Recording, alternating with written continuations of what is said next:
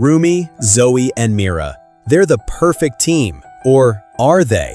If you watch the movie really closely, you'll see signs that one of them is not who they say they are. In fact, there are so many hidden clues that this member could be plotting the downfall of Huntrix and humanity in a sequel or TV series. Oh, and it's not Rumi. Today, we're gonna reveal exactly who it is, and it'll shock you to your core. Okay, clue number 1, a troubled childhood. Now, Mira might act like she's a team player, but if you listen closely, she's dropped plenty of hints about her dark past. In Golden, she openly sings that she was a problem child who got too wild, and then proceeds to kick her own mother and father. Girl, that's not rebellion, that's rage. Later, she also admits that she's been a difficult person since she was a child. It's almost like she's confessing something. But what about Zoey? In Golden, Zoey sings, "I lived 2 lives, tried to play both sides." On the surface, it looks like she's talking about growing up between the United States and Korea. But there are other little slips throughout the movie that show us Zoey might actually be talking about good and evil when she says she's playing both sides. We'll come back to that in a second. Clue number 2, Healer Han. Remember when Huntrix goes to visit the healer to fix Rumi's voice? He actually zeroes in on Mira and Zoey too.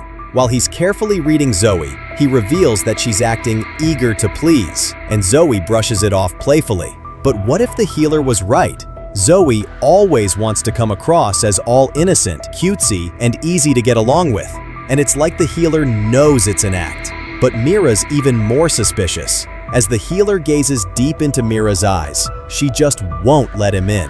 Instead, she glares at him.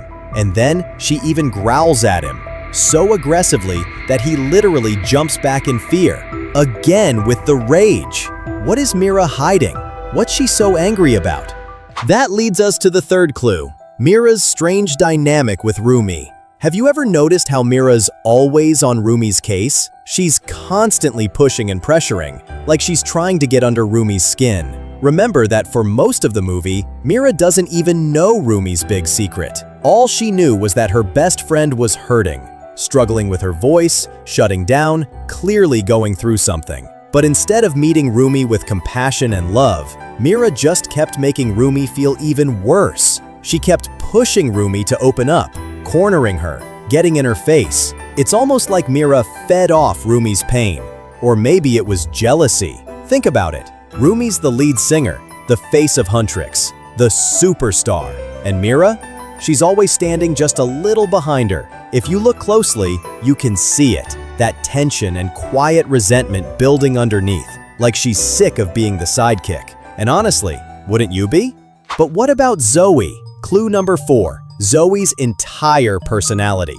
Have you ever noticed that Zoey appears to be a totally one-dimensional character? She's bubbly, goofy, and lovable, all the time. At least Mira's got that simmering rage and aggression. But Zoey's such a picture-perfect Korean pop star that it's almost like she's a caricature and not a real person. Healer Han was on to her, calling her out for constantly trying to make everyone like her. Now, if you put that act together with that Golden lyric about living 2 lives and playing both sides, and it's clear she's not talking about Burbank versus Korea, it's like she's telling on herself, a hint that there's another, darker side of her beyond the perky, happy pop star you see on the surface. Okay, now we're getting so close to revealing which Huntrix member is secretly evil, and there are so many big clues in this iconic scene. So it's at the concert, and Rumi's just revealed to Mira and Zoey who she really is. Of course, they're feeling shocked and betrayed that Rumi's hid this from them, but remember, they're still best friends,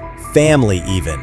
Rumi's clearly remorseful and apologetic. She's sobbing, sorrowful, and trying desperately to explain everything to the girls. But instead of trying to understand, Mira raises her weapon at her. And then, Zoey does too. Now, we fully understand that they've been taught to kill demons. But come on, this is Rumi. This is their sister. How could you possibly raise a weapon against your best friend, your own family? Each girl's reaction in this moment reveals everything about who they really are. So let's start with Zoey. Now, Zoey's signature weapon is a set of magical throwing knives called Shinkal. Zoey usually fights with 6 of these knives, typically holding 3 in each hand when she's in combat. Now, when she throws her weapons up at Rumi, notice that she's only holding up 2 knives, not her usual 6, and she's looking hesitant and shaken, like she doesn't even want to do it, like she's only doing it because Mira did it first. This is huge, guys. Mira did it first. When her best friend breaks down and reveals a long-buried, painful secret, when she's sobbing and begging for understanding and acceptance, Mira pulls out her weapon. In full force, too, the exact same way she would to an actual demon, to an enemy. Zoey hesitated, Mira attacked. She was ready to fight. And that single act exposes everything. When you line it up with her past, her violent outbursts, her confession about being difficult and aggressive, her constant pressure on Rumi when she was at her lowest, her rough and violent childhood, it all points to one truth. Mira isn't who we think she is. Mira is bad. So there you have it, the twist that nobody saw coming. Mira is the Huntrix that's secretly evil. Maybe it's jealousy, watching Rumi shine while she's always stuck in the shadows. Maybe it's something deeper, like the theory that Mira herself is part demon. Whatever the reason, there's clearly a darkness lurking inside her, a darkness that's been there all along. But here's the real twist, the twist within the twist. That darkness doesn't necessarily make her a villain, because the truth is, we all have shadows. We all carry parts of ourselves we'd rather hide. Mira's just brave enough to face hers. Remember, Mira openly confesses that she's a difficult, short-fused, and aggressive person. In the same breath, she also says that somehow, with Rumi and Zoey, those qualities seem okay, and she feels accepted for who she is. Remember, none of us are one-dimensional people. We're not just simply good or bad. Nothing is black and white. We're complex. We all have light and darkness inside of us. Some of us have had rough childhoods too. Some of us know what it's like to be hurt, to be treated unfairly by life. But we don't have to let that darkness define us. Just like Jinu the demon, who deep down inside was actually so good that he actually sacrificed his life to save Rumi's. Just like Mira, who pulls a weapon on her best friend in her time of need, but is also capable of love and forgiveness. I mean, who hasn't had an overblown reaction before? Look, maybe good and bad shouldn't be a battle.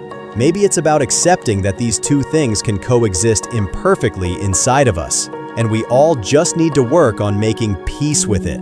Maybe Mira's darkness doesn't make her a villain, just a human. But speaking of real villains, the creators just dropped an absolute bombshell about Celine, Rumi's adoptive mother. She might look kind and loving, but in the original storyboards, Celine was hiding something dark, dude. What she did to Rumi's mom? It's unforgivable. You're never gonna believe it. Click the video up on screen right now to uncover the shocking truth about Celine. You don't want to miss this one. Until next time, stay tuned and stay wise. Thank you so much for watching.